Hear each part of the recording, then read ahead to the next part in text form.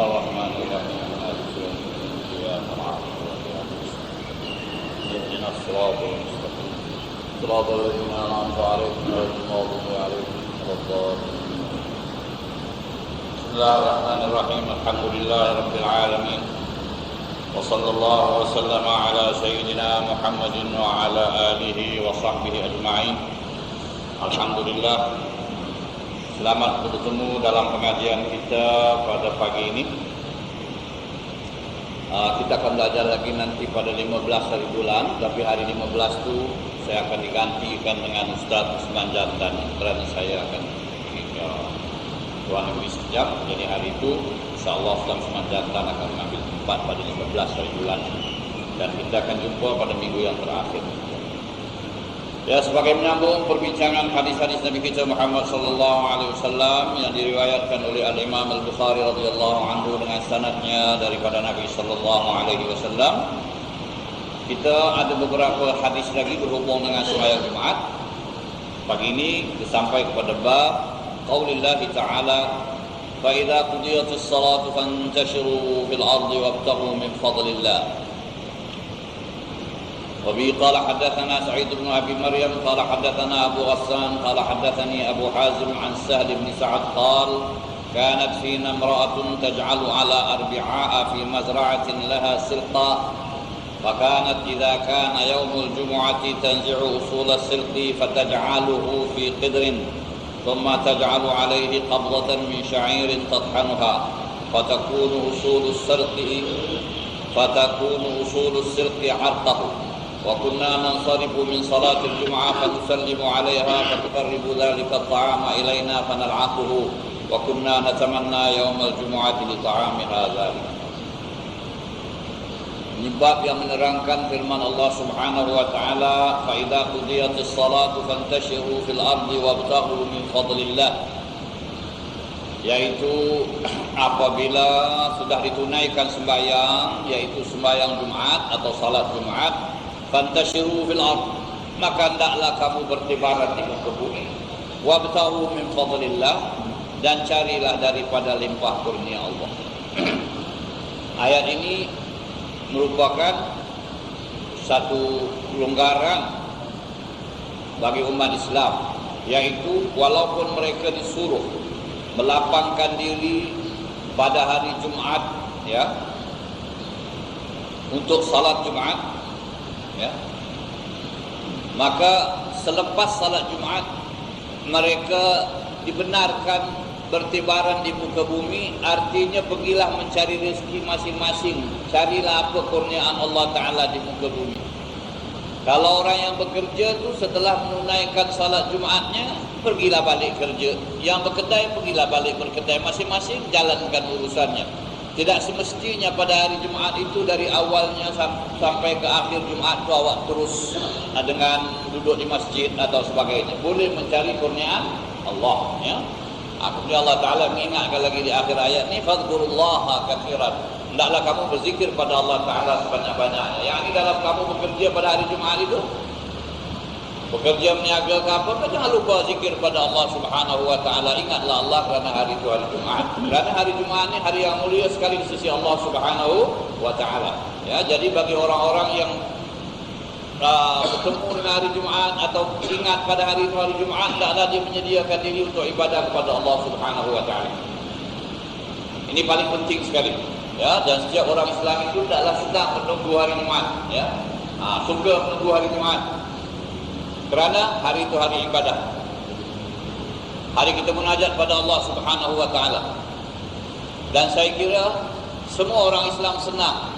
Yang beribadah lah, yang beriman senang dengan datangnya hari Jumaat. Suka datang hari Jumaat kerana hari itu hari ibadah.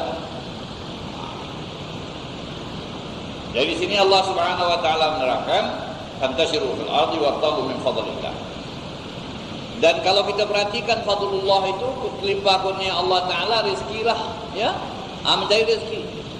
Tetapi kalau kita tengok para sahabat, nanti kita akan baca hadisnya itu, rezeki yang dinanti-nantikan oleh para sahabat setengahnya itu bukanlah macam yang kita nanti-nantikan sekarang.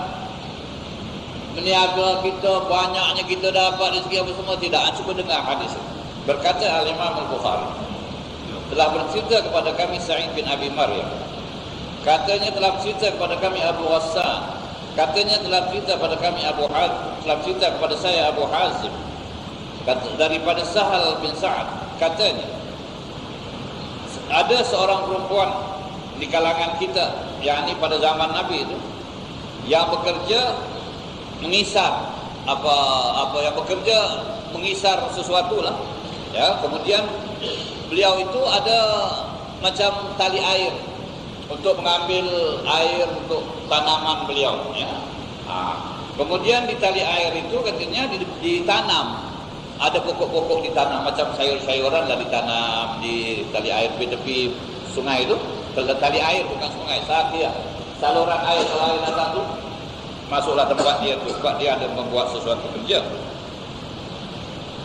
Dan ada pokok yang ditanam yang dalam bahasa Arab disebut silqan, iaitu sejenis pokok. Maka perempuan ini bila hari Jumaat, diambilnya lah batang-batang pokok itu, diletakkannya di dalam periuk untuk dimasak. Jadi maknanya daun air macam sayuran begitu. Kemudian diletakkannya lah segenggam daripada gandum atau barley, taruh, ya, dikisar. Dan jadilah batang-batang sayur itu, sayur-sayur yang itu jadi sebagai isi dia dalam lauk itu, ada isi macam daging. Jadi perempuan ini tak ada daging, perempuan tak ada, miskin. Jadi dibuatnya macam bubur lah gitu. Ini sayur-sayur ni jadi macam daging. Itu dimasak. Perempuan ni masak, ya. Dan kata sahabat, kita kalau balik dari sembahyang Jumaat, kita pergi rumah perempuan ni, Assalamualaikum, sallimu alaiha, kita pergi salam lah. Tapi tujuannya apa? Pasal perempuan ni ada menyediakan ini makanan, ya. Dan perempuan ini katanya, berilah kita makanan itu. Dan kita makanlah. Panal'abuhu, kita hirup gitu. Gandum dengan sedikit apa? Sayur ganti daging. Orang Arab ni sukanya daging. Tapi ini perempuan tak sanggup nak ada kan daging. Jadi ini sayur ni dibuat macam daging lah. Macam orang vegetarian sekarang ni bukan? Dia punya vegetarian, dia punya vegetable tu dibuat macam daging. Kata sahabat, kami bercita-cita tumbuh hari Jumaat pasal apa? Makanan yang kita dapat. Subhanallah. Ini yang ulama katakan, bagaimana para sahabat begitu senang hanya dengan dapat makanan semangkuk apa? Ini bubur gandum dengan sedikit sayur. Mereka merasakan itu sebagai nikmat. Ya, subhanallah. Yang kita ni hidup dalam nikmat. Ya Allah. Daging ada, ikan ada, sayur. Lepas Jumaat saja tu macam-macam. Boleh pilih. Masya Allah. Dan duit pun ada. Bukan kata tak ada duit. Subhanallah. Kita punya nikmat sekarang ini bukan main banyak lagi. Ya, makan saja macam, pakaian saja macam mana. Sahabat tu 2 helai aja pakaian, ada setengahnya. 2 helai tukar-tukar itulah saja. Kita Masya Allah. Rumah, kenderaan, pakaian, duit, ibadah kita mana. Itu pun banyak yang tak syukur lagi. Banyak yang mesti rasa kekurangan. Kita tengok sahabat. Ya, inilah yang kita kata, kita tak boleh sampai mereka punya darjat ni. Darjat ini saja. Mereka ni merasakan tak dapat semangkuk hari Jumaat seminggu sekali tu berapa punya apa? Senang. Itu yang Allah Ta'ala yang mereka tafsirkan itu. Wa idza qudiyatis salatu fantashiru fil ard. Lepas sembahyang berkeluarlah kamu di muka bumi. Ya. Pasal bukan nak buka kedai berniaga dulu nak dapatkan apa? Semangkuk itu bubur yang diberikan oleh seorang perempuan. Dan berapa besarnya pahala orang perempuan ni pula, ya? Dia menyediakan. Jadi kata sahabat, kita suka benar nak datang hari Jumaat. Lepas Jumaat boleh pergi ke rumah orang perempuan. Itu dah juga orang-orang salihin selalu lepas main Jumaat. Siapa-siapa ada kawan-kawan, sahabat-sahabat datang ke rumah makan, ya. Itu berapa besar pahala. Kerana ya, macam hari raya, itu hari raya kira. Hari Jumaat dikira hari raya bagi fuqara wa mas'ul masakin wa idul fuqara wa hajjul fuqara. Haji bagi orang fakir miskin, idul bagi orang Islam, ya. Itulah cerita fantashiru fil ardh. Ya, tetapi ayat itu meluaslah dan kita ni kata bekerjalah masing-masing, tapi jangan lupa ingat pada Allah. Yang penting di sini kita tengok bagaimana para sahabat Nabi itu berpada dengan apa yang ada pada mereka. Dan mereka dapat kelebihan sikit saja sudah rasa syukur banyak kepada Allah Subhanahu wa taala. Kita hidup dalam nikmat, di sekeliling kita nikmat, depan belakang atas bawah kiri kanan semuanya nikmat. Kita lupa pada Allah taala, ibadah kita sikit dan kita rasa mesti kurang lagi, mesti kita mengejar-kejar cari sini cari sana, dan yang lebih dahsyat lagi sampaikan yang haram pun tidak dipedulikan lagi semata-mata untuk cari kesenangan dalam dunia. Nah, ini yang kita kena fikirkan ya, bagaimana kita, dan soalan kita lebih hebat sudah tentu. Firman Allah Ta'ala, Alhaakumut takatsur, Alhaakumut takatsur. Kamu telah dilekakan oleh memperbanyak. Kamu telah dilekakan oleh memperbanyak. Memperbanyak itu apa? Memperbanyak harta, memperbanyak anak. Ini kamu dah dilekakan. Apa kata firman Allah? Ya ayyuhalladzina amanu la tulhikum amwalukum wala auladukum an dzikrillah. Hai orang-orang yang beriman, janganlah kamu dilalaikan oleh anak-anak dan oleh harta kamu daripada mengingati Allah. Yang dilalaikan itu macam mana? Kerana anak, kerana kepentingan anak, kerana nak jaga anak, ya, atau kerana nak cari harta lebih, lupa pada zikrullah, lupa pada kewajiban terhadap Allah, lupa pada ibadah, lalai dari ibadah. Dia ditanyakan kenapa? Oh, saya sibuk dengan anak saya sekarang ini mesti kerja nak cari nafkah yang halal untuk keluarga, tapi ibadahnya tak ada. Jadi macam mana? Ini Allah Ta'ala kata jangan kamu dilekakan. Orang-orang yang kafir itu dilekakan oleh Allah Ta'ala dengan harta. Alhaakumut takatsur. Ya. Ini khitabnya untuk orang Mekah, juga untuk orang Islam. Kamu telah dilekakan oleh memperbanyak, berlumba-lumba memperbanyak harta dan anak. Hatta zurtumul maqabir, hingga kamu menziarahi pekuburan. Ada setengah ahli tafsir mengatakan maknanya kamu akan terus dilekakan oleh harta dan anak sampai kamu mati. Maknanya hingga saat-saat akhir pun kamu mesti lalai lagi dengan harta dan anak hingga sampai kamu mati. Tapi ada tafsiran pula dikatakan ini ada peristiwanya, orang-orang kafir itu mengira banyaknya orang-orang kaya mereka, banyaknya orang-orang besar mereka yang masih hidup. Jadi mereka berbangga-banggalah di zaman apa Nabi di Mekah itu, ya. Kita orang kaya-kaya ada, kita orang besar ada, kita apa? Hatta zurtumul maqabir, sampai kamu menziarahi perkuburan. Tak cukup dikira orang hidup, orang mati pun dikira. Ini dulu kita punya orang, ini dulu kita punya orang, ini datuk kita, ini. Ya, dikira ni. Sampai zurtumul maqabir. Allah Ta'ala katakanlah, jangan sampai begitu kamu dilekakan oleh dunia dan kesenangan dunia ini. Kamu akan tahu, saufa ta'lamun, kamu akan tahu. Maknanya apa akibatnya nanti di akhirat? Apa persoalannya? Tsumma kalla saufa ta'lamun. Kemudian jangan lagi ingat, kamu akan tahu nanti. Sekarang kamu belum tahu, belum lihat. Tapi saya beritahu kepada kamu perkara ini akan ada, iaitu perkiraan akhirat, hisab dan sebagainya, hari kiamat. Kalla law ta'lamuna ilmal yaqin. Jangan kamu dilekakan.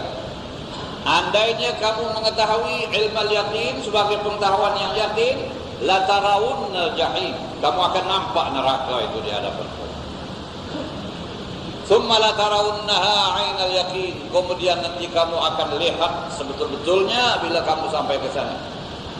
Wala tus'alun, dan kamu pasti akan ditanya. Yauma idzin, pada hari itu, anin na'im, tentang nikmat. Kalau zaman sahabat Nabi, ayat ini turun katanya kerana Nabi dengan beberapa orang sahabat dapat seteguk air, kerana lapar, haus gitu, dapat seteguk air, rasa nikmat. Ini akan ditanya. Yang seteguk air ini pun akan ditanya. Ini kan pula yang lain-lain yang banyak ni. Banyak nikmat, banyak pertanyaan. Itu kalau yang halal. Kalau yang haram, daging. Sebab itu Habib Abdullah Haddad radhiyallahu anhu mengatakan halaluha hisab. Dia punya halal dalam dunia ini ada kira. Wa haramuha iqab. Haramnya ada balasan, ada hukuman dalam dunia. Ya. Cuma kita bercakap ini sedikit kerana inilah yang dikatakan nikmat yang dirasakan oleh sahabat Nabi itu setelah menunaikan sembahyang Jumaat, ya. Dan kita alhamdulillah syukur pada Allah, sebelum Jumaat kita makan, selepas Jumaat kita makan, ya. Jumaat apa? Makan. Ada orang sebelum Jumaat minum teh lah, minum. Lepas Jumaat repeat lagi sekali. Nanti petang makan lagi, malam makan lagi, subhanallah, ya. Seterusnya firman Allah Taala, sabda Nabi sallallahu alaihi wasallam diriwayatkan oleh Imam Bukhari, qala hadatsana Abdullah bin Maslamah qala hadatsana Ibnu Abi Hazim an abihi an Sahl bi hadza wa qala ma kunna nuqilu wa la nataghadda illa ba'da al-jumu'ah. Naqilu, ya. Naqilu. Berkata Imam Bukhari dalam cerita kepada kami Abdullah bin Maslamah, katanya dalam cerita kepada kami Abi Hazim daripada ayahnya, daripada Sahal dengan hadis ini. Jadi ada satu riwayat lagi hadis tadi, ya, yang disebutkan tadi sebelumnya, dan ada tambahan pula di sini, wa qala ma kunna naqilu wa la nataghadda illa ba'da Jum'ah. Kami tidak tidur dan tidak makan tengah hari melainkan selepas Jumaat. Jadi maknanya kebiasaan mereka itu tidur tengah hari sebelum zuhur, tapi hari Jumaat tidak, ya. Ini kita kalau hendakkan tidur siang, yang waktunya yang terbaik untuk tidur siang ini ialah sebelum zuhur. Kalau nak tidur tu 1 jam sebelum zuhur lah, ya. Tapi bukan hari Jumaat. Jadi sahabat Nabi kebiasaannya tidur tengah hari sebelum zuhur pada waktu sangat panas. Itu dalam istilah Arabnya katanya naqilu, yakni kami tidur di waktu qailulah. Itu namanya tidur itu tidur qailulah. Sekejap tidur sebelum zuhur. Ini katanya tidur orang-orang salihin. Dan tidur ini untuk menolong bangun malam. Ini dia punya perbandingan. Kita makan sahur untuk kuat puasa siang, kita tidur qailulah untuk cergas bangun malam. Jadi itu satu cara supaya bangun malam tak sangat mengantuk, siang tidur sikit tapi tidurnya qailulah. Dan qailulah ni sebelum zuhur, kecuali hari Jumaat. Itu sebab sahabat menerangkan di sini, pada hari Jumaat kita tidak qailulah, kita tidak tidur tengah hari, sebab semua bersedia untuk pergi Jumaat. Lepas Jumaat baru kita tidur. Dan makan pun lepas Jumaat. Jadi maknanya mungkin ada di antara sahabat kalau lain dari hari Jumaat itu makan dulu, kemudian sembahyang zuhur. Dan banyak juga di antara kita yang makan dulu kemudian sembahyang zuhur. Itu biasa. Tapi pada hari Jumaat kalau ikut sahabat, kami sembahyang Jumaat dulu, lepas itu kami makan. Kemudian mana yang afdal? Apakah yang afdal kita makan dulu kemudian kita sembahyang, atau kita sembahyang dulu kemudian kita makan? Ini bergantung kepada keadaan kita. Bergantung pada keadaan kita. Yang penting yang perlu kita pikirkan ialah supaya sembahyang kita itu kita buat dalam keadaan khusyuk. Tidak ada pikiran-pikiran yang mengganggu. Jadi kalau awak rasa lapar benar,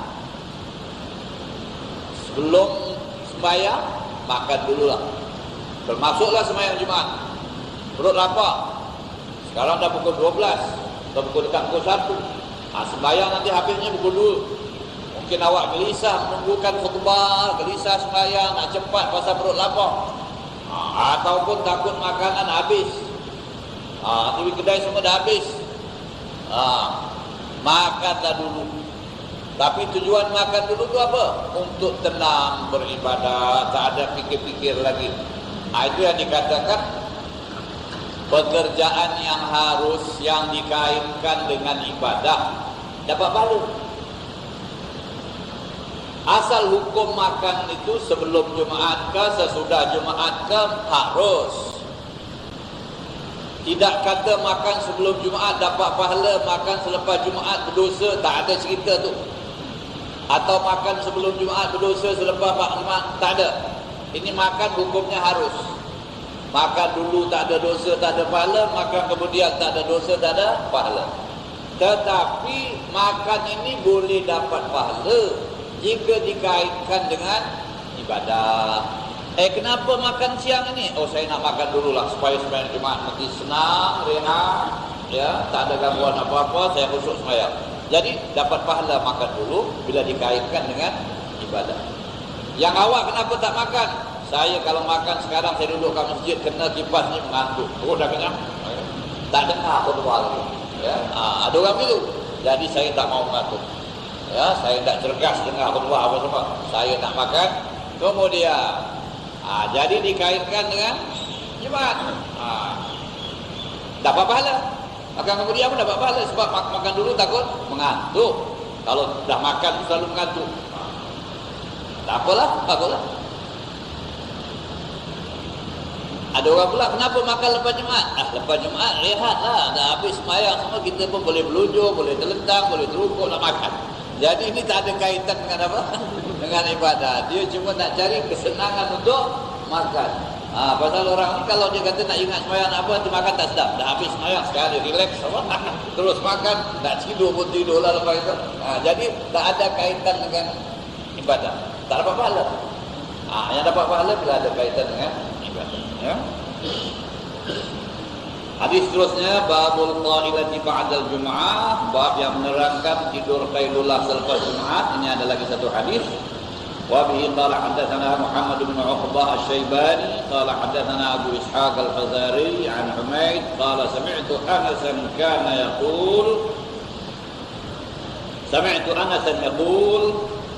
kunna nubakiru ila al-jum'ah thumma naqil.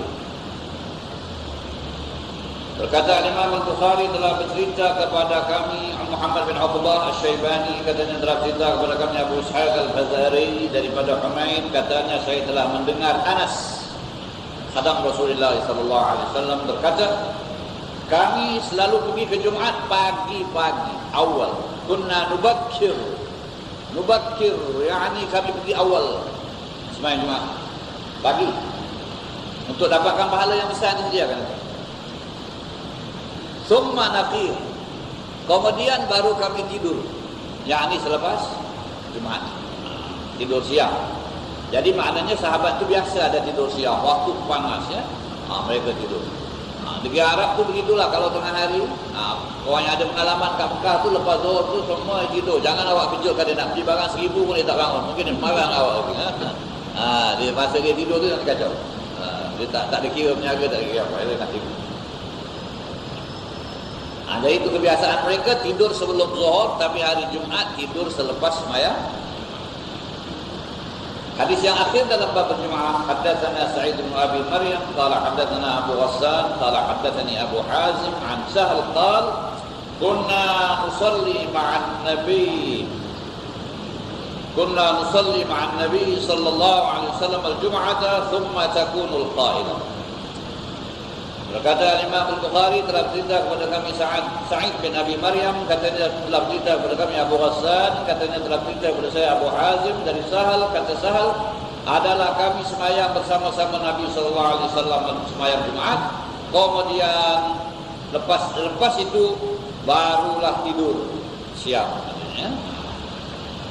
Selesai berkenaan dengan sembahyang Jumaat yang mengandungi 79 hadis. Diriwayatkan oleh Imam Bukhari dalam berbagai-bagai bab Jumaat. Selesai bab Jumaat dan sekarang kita masuk kepada bab lain. Bismillahirrahmanirrahim. Abwabu salatil khawf. Bab-bab yang menerangkan salatil khawf. Sembahyang dalam keadaan takut, dalam peperangan, dalam masa perang, dalam masa ada bahaya atau apa, itu ada cara sembahyangnya yang telah diaturkan dalam Islam dan disebutkan babnya di sini. Bismillahirrahmanirrahim. Abwaab salatil khawfi wa qaulillahi ta'ala wa idza darabtum fil ardi falaysa 'alaykum junahun an taqsuru min as-salati in khiftum an yaftinakum alladhina kafaru innal kafirina kanu lakum 'aduwwan mubina wa idza kunta fihim fa aqamta lahumus salata faltaqum ta'ifatun minhum ma'ak وليأخذوا أسلحتهم فإذا سجدوا فليكونوا من ورائكم ولتأت طائفة أخرى لم يصلوا فليصلوا معك وليأخذوا حذرهم وأسلحتهم ود الذين كفروا لو تغفلون عن أسلحتكم وأمتعتكم فيميلون عليكم ميلة واحدة ولا جناح عليكم إن كان بكم أذى من مطر أو كنتم مرضى أن تضعوا أسلحتكم وخذوا حذركم إن الله أعد للكافرين عذابا مهينا. وبه قال حدثنا أبو اليمان قال أخبرنا شعيب عن الزهري قال سألته عن هل صلى النبي صلى الله عليه وسلم يعني صلاة الخوف قال أخبرني سالم أن عبد الله بن عمر رضي الله عنهما قال غزوت مع رسول الله صلى الله عليه وسلم قبل نجد ووازينا العدو فصاففناهم فقام رسول الله صلى الله عليه وآله وسلم يصلي لنا فقامت طائفة معه تصلي وأقبلت طائفة على العدو وركع رسول الله صلى الله عليه وسلم بمن معه وسجد سجدتين ثم انصرفوا مكان الطائفة التي لم تصلي فجاءوا فركع رسول الله صلى الله عليه وسلم بهم ركعة وسجد سجدتين ثم سلم فقام كل واحد منهم فركع لنفسه ركعة وسجد سجدتين. Imam Al-Bukhari memulakan cerita sembahyang khauf. Khauf itu maknanya takut. Salatul khauf, salat dalam keadaan takut, dan takut itu ialah dalam keadaan peperangan. Ya. Jadi dalam Islam ini telah diaturkan satu cara salat, cara sembahyang dalam keadaan peperangan. Ya. Jadi di sini nampak bagi kita bahawa salat ini satu perkara yang penting, yang besar, yang tidak boleh ditinggalkan walaupun ke dalam keadaan peperangan. Ya. Dan bila dia tak boleh ditinggalkan walaupun dalam keadaan peperangan, tetapi diberikan satu cara yang mudah untuk dikerjakan dalam peperangan itu. Jadi di sini kita mesti melihat kepada sesuatu yang jauh, yaitu janganlah disangkakan bahawa sembahyang ini hanya setakat kita bangun, berdiri, duduk dan sebagainya. Ya. Tetapi sampaikan dalam perang juga kita bangsa sembahyang, kita mesti sembahyang. Ini bermakna yang pentingnya hubungan kita kepada Allah Subhanahu wa taala melalui salat. Hubungan kita. Dan hubungan itu diaturkan melalui salat. Kalau sekiranya dalam keadaan kamu tenang, kamu tak ada apa-apa, kamu diwajibkan menghadap pada Allah Ta'ala, ya, supaya ada hubungan kamu dengan Allah selalu sebagai orang Muslim dan mukmin. Maka dalam peperangan itu lebih lagi kamu mesti membuat hubungan kepada Allah Subhanahu wa Ta'ala. Itu kita kena fahamkan. Pasal apa? Sebab saat itu saat genting. Dan dalam saat genting itu kamu perlu ingat pada Allah. Dan cara mengingati Allah tidak ada yang lain melainkan dengan salat. Ini yang pertama sekali. Kalau salat tak ditunaikan, awak buat ingatan kepada Allah Ta'ala dengan apa pun tidak diterima. Mengingati Allah dengan sembahyang. Jadi kita tak boleh terima ada orang tak mengerjakan sembahyang 5 waktu, tapi dia kata saya pun ingatkan Allah, saya ada zikir. Tak pakai. Tak pakai. Sebab Allah Ta'ala kata wa aqimis salata li dzikri. Dirikan salat itu untuk ingat kepada aku. Jadi cara mengingat Allah itu dalam salat. Ini yang kita perlu fahamkan kepada mereka. Kita tak mahu mereka fahamkan salat ni hanya sebagai buat macam exercise saja. Salat mempunyai makna yang lebih tinggi, iaitu hubungan awak dengan Allah. Dan Allah tidak mahu menerima hubungan itu melainkan dengan cara salat yang diaturkan oleh Allah Subhanahu wa taala. Jadi kalau saat kamu dalam keadaan senang, kamu sudah disuruh bersalat 5 waktu. Kamu dalam keadaan yang genting pun kamu disuruh. Tetapi oleh sebab Allah Ta'ala Maha mengetahui, diringankannya kamu dalam suruhan pada saat genting. Begitu juga misalnya orang sakit. Kita kata salat dia itu. Selagi dia conscious, ya, selagi dia ingat, dia kena salat. Ini orang sakit, tak apalah, dia salat ikut cara sakit dia. Pokoknya waktu tu dia ingat. Tak boleh berdiri, duduk. Tak boleh duduk, baring. Tak boleh baring, dengan apa kita kata, dengan hati, dengan kolpak mata, dengan macam-macam. Tapi pokoknya apa? Hubungan. Dan hubungan itu diatur oleh Allah Ta'ala pada waktu. Ini kita kena fahamkan waktu. Inna salata kanat 'alal mu'minina kitaban mawquta. Sesungguhnya salat itu diwajibkan atas orang mukmin mengikut waktu yang telah ditetapkan. Kitaban mawquta. Oleh sebab itu waktu ini penting. Antara waktu-waktu hubung pada Allah. Antara waktu-waktu. Siapa yang mengaturkan waktu ini? Allah Subhanahu wa taala. Bukan kita atur. Tapi dalam keadaan tertentu Allah juga mengaturkan. Waktu ini boleh dijamakkan, waktu ini subhanallah. Ikut. Dan tujuannya apa? Mengingati Allah. Hubungan dengan Allah. Jangan putus hubungan. Sebab itu dikatakan as-salatu silatun bainal 'abdi wa rabbih. Salat itu hubungan antara hamba dengan Tuhan. Ini kita kena jaga. Inilah rahsianya atau hikmahnya mengapa salatul khauf itu diaturkan.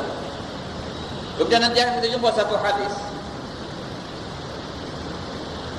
Katanya sebelum itu belum turun sembahyang al-khauf, ada di antara sahabat yang tertinggal sembahyang dalam peperangan. Sampai mereka rasa susah benar, ya. Maknanya tak senanglah hati mereka tu kalau terlepas waktu pasal nak menghadap ini musuhnya apa semua. Alhamdulillah Allah Ta'ala turunkan salatul khauf. Kita tengok macam mana sahabat itu begitu apa menjaga perintah Allah dan begitu senang dengan ibadah kepada Allah, dan mereka merasakan itu sebagai sesuatu yang sangat penting bagi diri mereka dan sangat mereka rasakan hikmat dan faedahnya. Jadi salat itu namakan salatul khauf. Asal makna khauf ni takut. Jadi sembahyang takut, ya. Sembahyang takut maknanya sembahyang dalam keadaan kamu ketakutan kerana perang dan sebagainya. Dan firman Allah Ta'ala dibawakan di sini, firman Allah, wa idza darabtum fil ardi falaysa 'alaikum junahun an taqsuru minas salati in khiftum an yaftinakumul ladzina kafaru innal kafirina kanu lakum aduwwan mubin. Ini satu firman. Wa idza darabtum fil ard, apabila kamu berjalan di muka bumi. Asal makna daraba itu pukul. Nanti kalau orang belajar macam mana kan jika kamu memukul bumi, ini memukul di bumi. Tapi bukan maknanya memukul. Al-Arabi, kalau orang Arab berkata daraba fil ard, dia memukul bumi ini maknanya dia berjalan jauh. Dia mengentak kaki di bumi jalan jauh. Wa idza darabtum fil ard, apabila kamu berjalan di muka bumi, falaisa 'alaikum junahun an taqsuru minas shalah. Tidak ada apa-apa halangannya kamu mengkasarkan salat. Inilah asal hukum kasar salat. Pendekkan salat. Yang 4 rakaat jadi 2 rakaat saja. Yang 4 rakaat jadi 2 rakaat. Zuhur dibuat 2, asar dibuat 2, isyak dibuat 2. Dalilnya ini dia. At-taqsuru minas salat. Kalau kamu belayar, darabtum fil ard, jalan di muka bumi, jalan jauh itu, tidak ada apa-apanya kamu mengkasarkan sembahyang. Kenapa pula kasar sembahyang ini masuk dalam salatul khauf? Kerana asal kasar sembahyang itu hukumnya pada jalan pergi perang. Sebab zaman Nabi sahabat tak ada melancong macam kita ni. Bulan ini pergi sini, bulan ini pergi sini, tahun ini pergi melancong, tak ada. Melancongnya mereka itu 2, sama ada pergi perang atau pergi umrah. Itulah keluarnya mereka. Ataupun kebanyakan itulah dia, tak ada lain. Kalau pergi pun mungkin dakwah atau berjalan niaga pun tak banyak, tak ramai. Jadi asal kasar salah ini pada peperangan. Oleh sebab itu dalam ayat dikatakan falaisa 'alaikum junahun an taqsuru minas shalah. Tidak ada apa-apa salahnya atau tidak ada dosa atas kamu memendekkan as-salah in khiftum, sekiranya kamu takut an yaftinakumul ladzina kafaru, kamu difitnah atau diganggu oleh mereka yang kafir. Ada ulama mengambil kesimpulan jadi qasar ini tidak boleh melainkan kalau salatul khauf sajalah. Kalau dalam peperangan, sebab ayatnya mengatakan di sini, kamu tak berdosa mengkasarkan sembahyang sekiranya kamu takut kamu difitnahkan oleh mereka yang kafir. Yang ini ada perang atau ada rompakan atau apa. Tapi kalau perjalanannya aman boleh tidak? Ini masalah. Ada yang menimbulkan persoalan. Kalau pelayaran kita ini makan angin aman, tak ada apa-apa, tak ada perang, tak ada apa. Boleh tak kasar? Ini perbincangannya. Itulah kata ulama di sini, ya. Daripada apa yang dipahamkan bahawa kasar itu hanya bagi musafir. Ini sudah terang. Dalam negeri tidak boleh kasar. Tidak boleh kasar. Dan kita ada kasar dan jamak. Dia ada. Kita mesti faham. Kasar itu ialah pada rakaat yang 4 jadi 2. Yang 3 tetap, yang 2 tetap, tak berubah. Yang 4 jadi 2, Zuhur 2, Asar 2, Isyak 2. Itu namanya kasar. Tetapi di samping kasar kita ada jamak. Jamak itu maknanya waktunya juga disatukan. Zuhur dengan Asar awak boleh pilih. Nak sembahyang dua-dua di waktu Zuhur boleh. Itu namanya jamak takdim. Didulukan. Asar dibawa ke Zuhur. Atau nak disembayangkan Zuhur di waktu Asar. Boleh juga. Itu namanya jamak takhir. Ditakhirkan. Kalau kasar melibatkan 3 sembahyang saja. Zuhur, Asar, Isyak. Tapi kalau jamak melibatkan 4 sembahyang. Zuhur dengan Asar, Maghrib dengan Isyak. Jadi awak nak sembahyang Maghrib di waktu Isyak, boleh. Nak sembahyang Isyak di waktu Maghrib, boleh. Sembahyang Maghrib di waktu Isyak namanya jamak takhir. Sembahyang Isyak di waktu Maghrib namanya jamak takdim. Boleh. Ini rukhsah dalam agama. Ini kebenaran. Tentang soal kasar hanya pada musafir. Hanya pada musafir. Orang yang bukan musafir langsung tidak boleh kasar, tak ada kasar. Tapi jamak ni boleh pula untuk orang yang tidak musafir kalau ada sebab-sebab yang tertentu. Misalnya takut tertinggal sembahyang dalam perjalanan nanti. Ya. Maka awak jamakkan sembahyang. Ini nak jalan bukan jalan musafir, tidak. Jalan mesti dalam negeri juga lah, kadang-kadang takut sama ada begitu luas, traffic jam itu semua, bukan? Takut hilang waktunya. Dan ini selalu dibuat juga oleh jamaah haji. Jamaah haji yang nak belayar, katalah nak naik kapal terbang pukul 4 petang. Asar belum masuk. Kalau dia naik nanti kapal terbang pukul 4 petang, dia tak dapat sembahyang asar.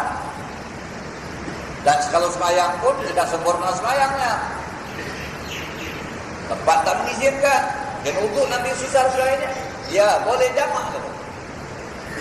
Sebelum keluar itu sembahyang zuhur, lepas sembahyang zuhur, sembahyang asar, jamak dengan zuhur. Tapi boleh kasar. Boleh kasar ke tidak? Nak dibuat dua-dua boleh atau tidak? Tak boleh. Saya nak belayar. Tapi awak belum belayar. Sebab dalam hukum kita mazhab Syafi'i, nak kasar tu mesti sudah mula belayar. Kalau belum tak boleh. Tapi ada orang yang buat kasar. Dia bilang kasar sekali sudah nak belayar. Belum belayar. Belum tahu. Kalau kapal terbang delay, tak jadi belayar, apa jadi? Ya kan? Jamak tak ada masalah, jamak ada. Dan jamak ni tidak sabit dengan Quran ya. Jamak sabit dengan hadis Nabi Muhammad sallallahu alaihi wasallam. Oleh sebab itu pada mazhab Imam Hanafi tak ada jamak, dia ada qasar. Qasar sabit di Quran. Jamak sabit dengan hadis Nabi Muhammad SAW. Ya. Dan mazhab kita boleh jamak dan qasar. Jadi sebab ada setengah orang mesti belum dapat tangkap ni, jamak mana, kasar mana, ini kena faham betul-betul. Qasar tu maknanya memendekkan semayang yang 4 rakaat jadi 2. Itulah namanya qasar. Itu tidak boleh dibuat melainkan kalau sudah besar dia. Jamak boleh dibuat kalau dalam keadaan tertentu. Orang sakit juga boleh. Katalah doktor kata awak makan ini obat tidur, maka nanti awak tidur pagi bangun. Pukul 8 malam nak kena makan. Kalau dah tidur kan tak boleh bangun, isyak semua habis lah. Maka bangun subuh kan? Maghrib dengan isyak itu dijamakkan. Lepas itu makan obat, tidurlah. Ini bagi orang sakit, ya. Orang sakit kita tahulah. Jangan orang semadangnya buat gitu. Itu lain cerita, ya. Orang sakit. Ataupun di waktu maghrib atau waktu zuhur tu dia rasa badan tak boleh bangun lagi, sakit, lemah, tak boleh berdiri pun, takhir lah.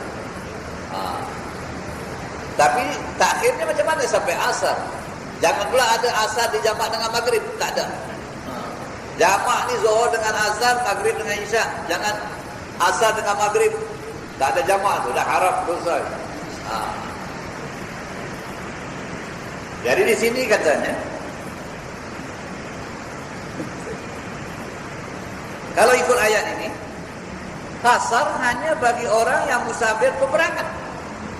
Sebab Allah Ta'ala kata, in khiftum, kalau kamu takut, kamu difitnah oleh mereka yang kafir, maknanya kamu dimusuhi oleh mereka, mereka akan menyerang kamu, atau kamu memang belayar kerana berangkat kerana peperangan di zaman Nabi SAW. Kemudian ada sahabat yang bertanya kepada Rasulullah, ya, ini qasar boleh tak kita buat pada masa yang lain daripada belayar perang, belayar biasa? Boleh atau tidak? Nabi menerangkan dengan hadis, sadaqatun tasaddaqallahu biha alaikum faqbalu sadaqatahu. Riwayat Muslim. Ini satu sedekah yang Allah Ta'ala sedekah atas kamu, maka terimalah sedekah. Jadi maknanya qasar ini Allah Ta'ala beri sedekah dan hadiah pada kita, beri keringanan. Jadi hadis ini mafhumnya walaupun bukan masa perang. Oleh sebab itu sepakat ulama kita mengatakan kalau awak belayar walaupun bukan pelayaran perang, asal saja bukan pelayaran maksiat, bukan pelayaran dosa, awak boleh qasar. Yang kata pelayaran maksiat, pelayaran dosa ni macam mana? Awak mulakan pelayaran itu, niat awak atau kerja awak memang kerja dosa. Tetapi kalau awak belayar kerana kerja yang betul, tapi tak macam mana ada buat dosa, tidak merosakkan hukum qasar awak. Ya tak? Manalah kita tak dosa. Semua orang dosa, orang hari dosa. Bukan maksud itu. Maksudnya tujuan keluar awak. Siapa yang keluar dosa ni akan? Keluar dosa, dia larikan harta orang. Dia dah tipu orang, dia tinggalkan negeri, dia lari. Itu pelayaran dosa. Ya, kerana melarikan harta orang atau menipu orang atau sebagainya. Itu pelayaran dosa. Atau pelayarannya itu memang hubungannya hubungan buat maksiat, tari-menari, joget-joget dan sebagainya semua sekali. Ya, dari satu kampung ke satu kampung. Tak ada qasar, tak boleh. Tak ada jamak, tak ada qasar. Surah ini tidak dibenarkan oleh syarak kerana pelayaran maksiat. Ya, barangkali ada orang semayang. Ada yang joget-joget pun semayang, ada yang menari-menari pun semayang, yang mendedah dengan aurat pun semayang juga. Tapi pun semayang lah. Pasal tak boleh. Jamak tak boleh. Pasal awak semayang kafir. Semayang pelayaran maksiat. Atau pelayaran isteri yang belayar tanpa izin suami. Meninggalkan rumah tanpa izin suami. Tak ada qasar bagi mereka. Tak boleh kerana maksiat. Dosa. Belayar tanpa izin suami. Jadi mana-mana pelayaran yang memang pelayaran itu maksiat, maka tak boleh qasar, tak boleh jamak. Ya. Jadi haruslah kita qasar sembahyang, kita jamak sembahyang dengan hadis dan firman Allah Ta'ala tadi, walaupun kita dalam pelayaran yang harus, dia ada pelayaran harus. Dan harus macam mana? Pelayaran biasa. Dan termasuk dalam pelayaran harus, meluaskan pandangan kita, melihat negeri-negeri, sejarah, melihat keadaan alam. Ini memang disuruh. Qul siru fil ardh. Katakan ya Muhammad, berjalanlah kamu di muka bumi. Fanzur, lihatlah apa akibat orang-orang yang telah mendahaga kepada Allah. Tengok kisah-kisah sejarah yang baik dan yang buruk. Ada tempat-tempat, ada kisah sejarah baik, tempat ulama-ulama, tempat salihin, tempat anbiya yang menjalankan tugasnya, ya. Dan ada juga yang tempat kena bala, kena bencana. Boleh jalan ke situ.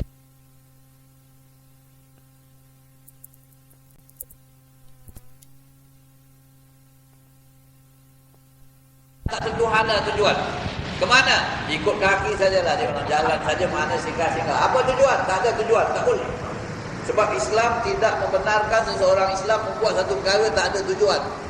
Ya, jalan. Ini kata orang jalan ikut kaki lah.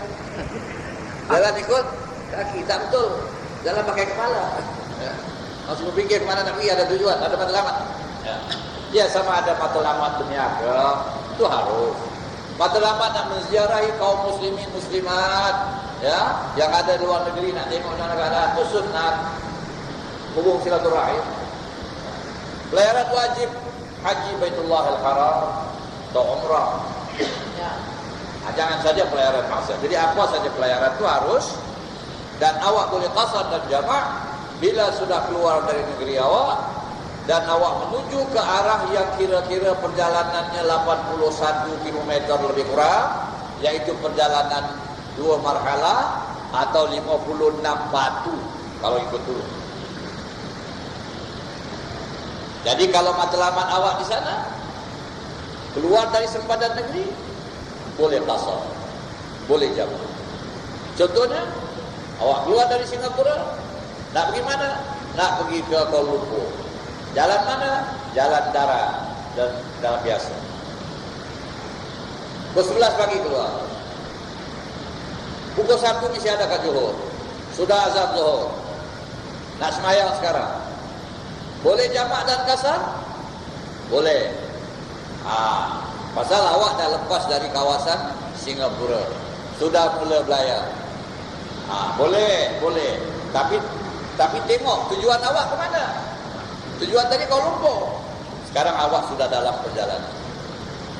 Tetapi kalau awak cuma nak pergi setakat bandar Johor saja, tidak boleh. Tak boleh. Pasal tak sampai perjalanan. Tapi kalau nak pergi Kuala Lumpur, di Johor itu sudah boleh qasar, dah boleh jamak. Kita semayang Zohor kat sini lah semayang. Qasar boleh, jamak sekali dengan asar boleh. Jalan terus. Itu dia punya cara. Tapi dengan syarat sudah keluar sempadan.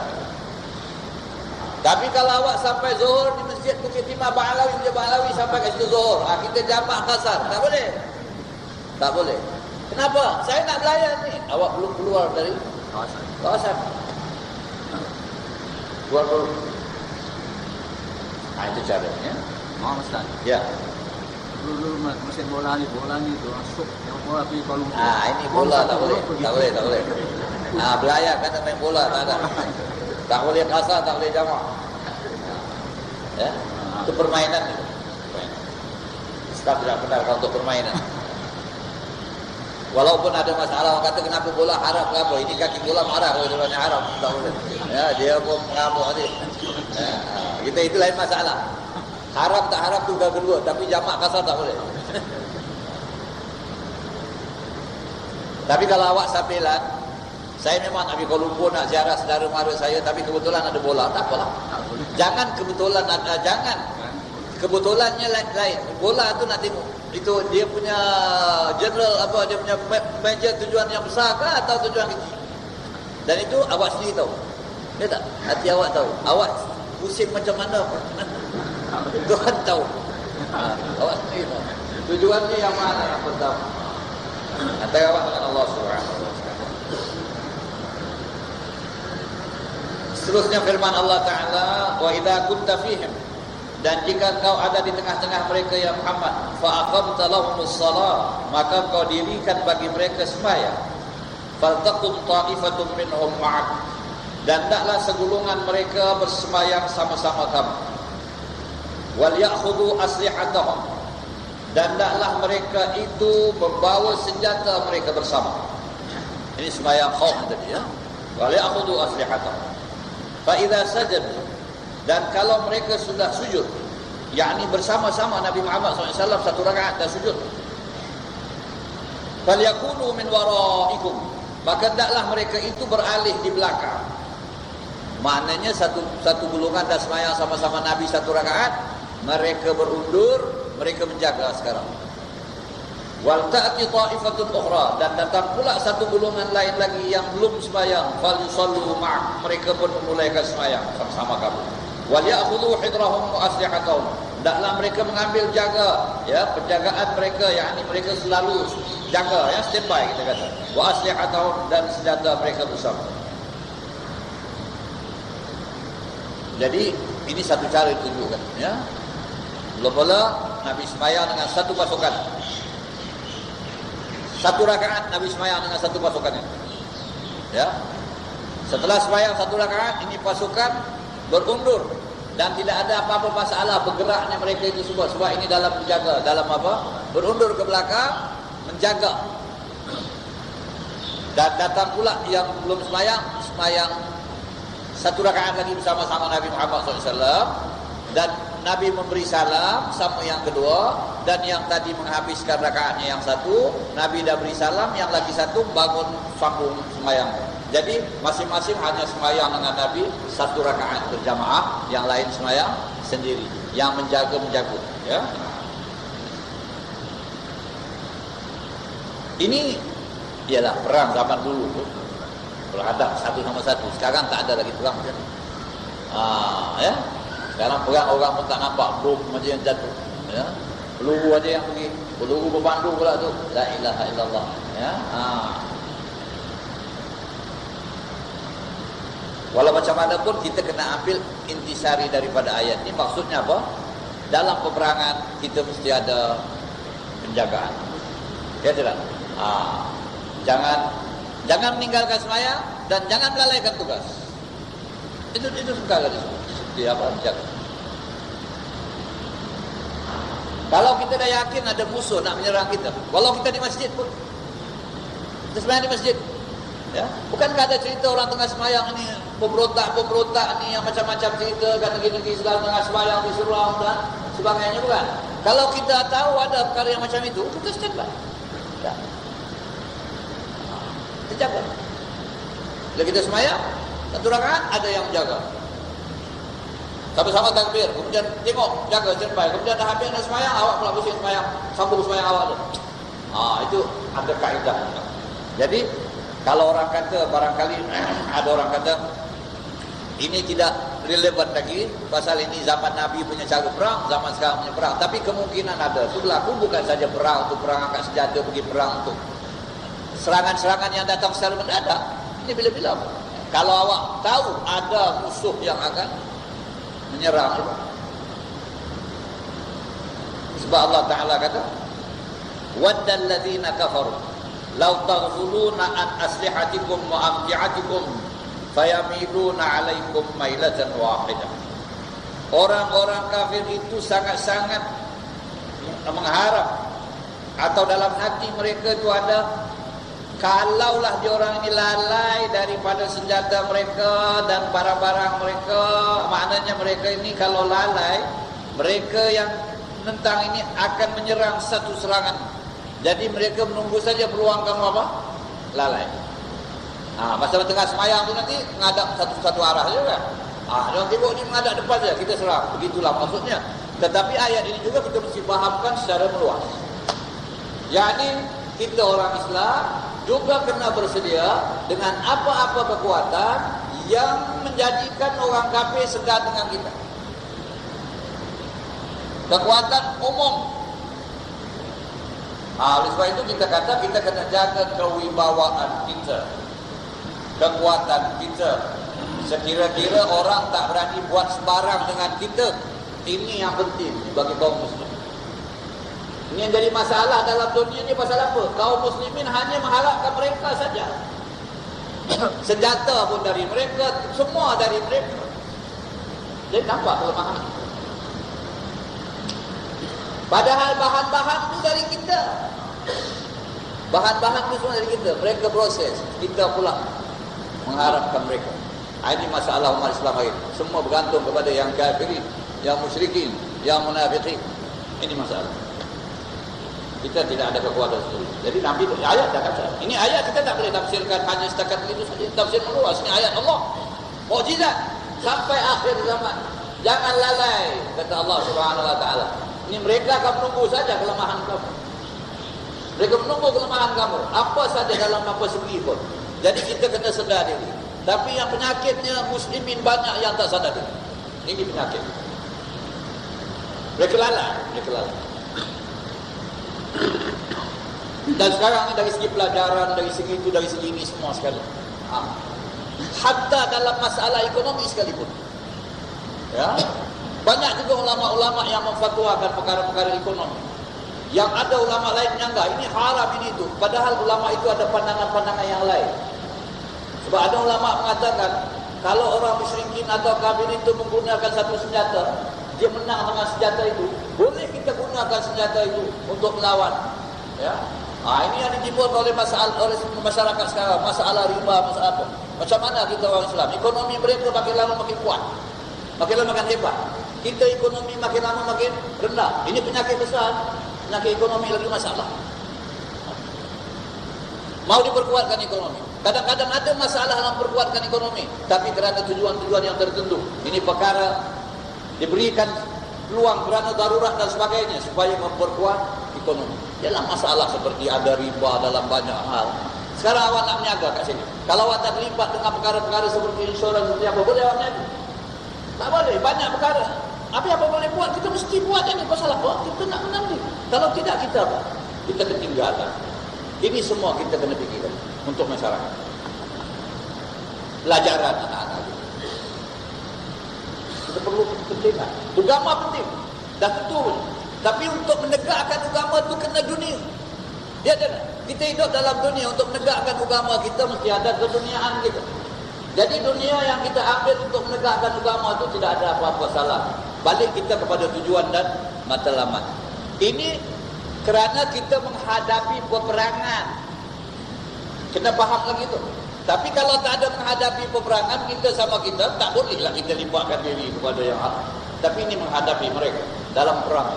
Jadi kalau dalam perang, semayangnya boleh tak menghadap kiblat.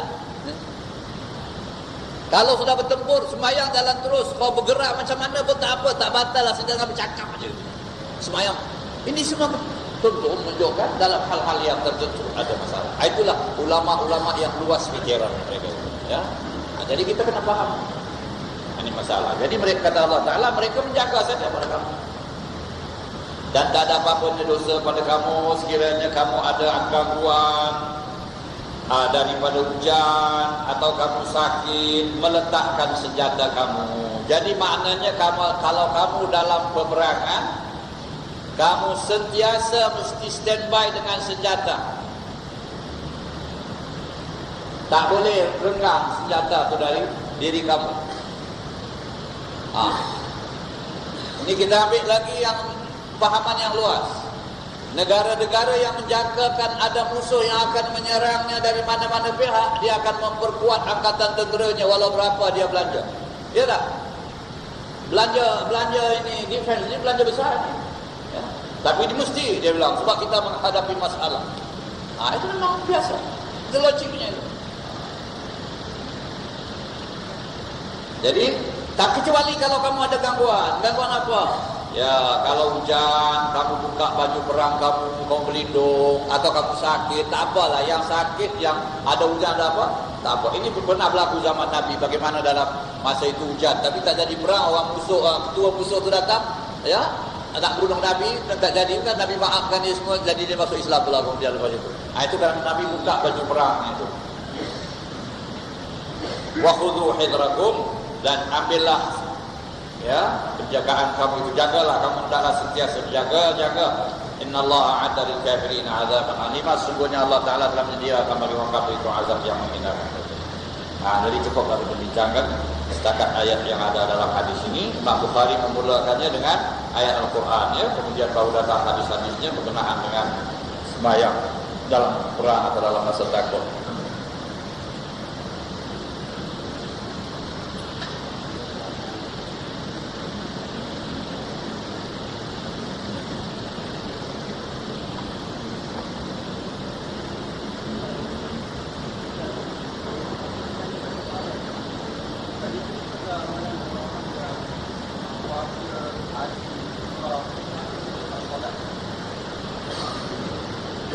Ya, ini pertanyaan orang puasa, orang haji, orang umrah tapi tak salat.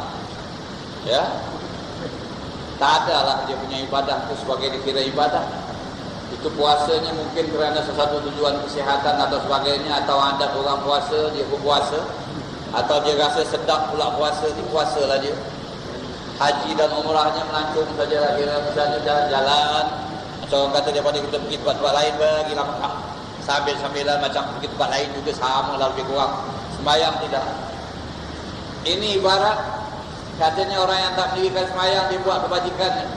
Ibarat dia beli bahan untuk buat rumah tapi dia tak naikkan tiang. Beli batu, beli simen, beli perkakas semua lombok saja. Bila nak naikkan rumah? Nantilah. Akhirnya barang ni semua rosak, tak dapat tegak. Sebab as-salatu imaduddin. Sembahyang tiang agama. Apalah artinya pergi haji kalau tak sembahyang? Semana kan? Haji apa? Kalau puasa tu bolehlah kita katakan apa? Ada uzur ke apa? Zakat. Kalau dia tak zakat, apa pergi haji macam mana? Oleh sebab itu kata ulama yang paling afdal di antara amalan sembahyang. Sebab dia tiang agama. Nak bina rumah mesti ada tiang dulu, lepas itu baru tambah lah. Tiang tak naik kena nak pergi rumah. Kemudian dalam sebuah hadis Nabi mengatakan sembahyang bagi agama seperti kepala bagi jasad. Jasad semua bangun, kepala tak ada. Sebab ada satu bicara kata yang tak sembahyang semua kira hantu gondol. Pasal dia kepala tak ada, badan saja ada. Ya. Sembahyang tak ada. Orang boleh kenal orang dengan muka dia, dengan wajah dia, dengan ada kepala, orang ada muka. Kepala tak ada, badan ada. Itulah ibarat dia buat yang lain tak buat sembahyang. Sia-sia tu. Wallahu a'lam. Bismillahirrahmanirrahim. Rabbana fa'na bima 'allamtana wa 'allimna alladhi yanfa'una wa tafaqihna wa ahlana wa rabbana fi dinina ma'al dhikri wa rabbi wafiqna wa fiqhum bima tawfiq qawlan fi'lan karama wa rizqna halalan da'ima وما الله بالخير والإنفاق والشر ربنا أصلح لنا كل شؤون وآخرة الرضا منك العيون واقض عنا ربنا كل دون قبل أن تأتينا رسول المنون واغفر السورة ساكرا من ستر وصلاة الله توفى المصطفى من بالحق دعانا والوفا كتاب فيه للناس شفاء على الآل الكرام الشرفاء وعلى الصحب المصابيح والحمد لله رب العالمين.